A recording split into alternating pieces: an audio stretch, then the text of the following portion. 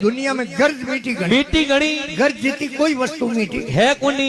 गर्मी रो मौसम में अरे जेठ वैशाख महीनो में खमा अने घिरे कोई बलियारे भोपेजी ने बुलावना आवे अरे धोबियो करावणो होवे हाँ तो साढ़े वाली सास को मिले कोनी। अने कौन सीरा ताड़ा दूध बरबर ने भोपेजी हारू हाजिर करना पड़े। अरे है गर्ज बड़ी बावली जोंगर मोंदा पूत अरे सावन पावे सासड़ी वे जेठो पावे दूध। अरे मतलब री मनवार मीठा जिमावे सूरमा अरे बिन मतलब मनवार रावण पावे राजिया। अरे घर से अर्जुन हिंद्र भयो घर से गोविंद धेनु सराई अरे घर से द्रौपदी दासी भाई घर से भीम रसोई पकाई गर्ज इन संसार में बड़ी गर्ज बिना कोई आवे न जाई अरे कभी गंग कहे सुन साग और घर से घर गुलाम रह जाई दुनिया में गर्ज में। अरे राजा अर्जुन खमा आज दिन तक एडो इन धरती माते राजा वियो कोनी जिको ने एक वर्ष तो अज्ञातवास काटनो हो अरे जनो राजा विराटे उठे खमा आपरो नाम बदल अरे और हंजड़ो बन रहनो पड़ियो। हाँ भीम पोंडू जरा बलवान जोधा अरे जो ने अज्ञातवास काटनो हो खमा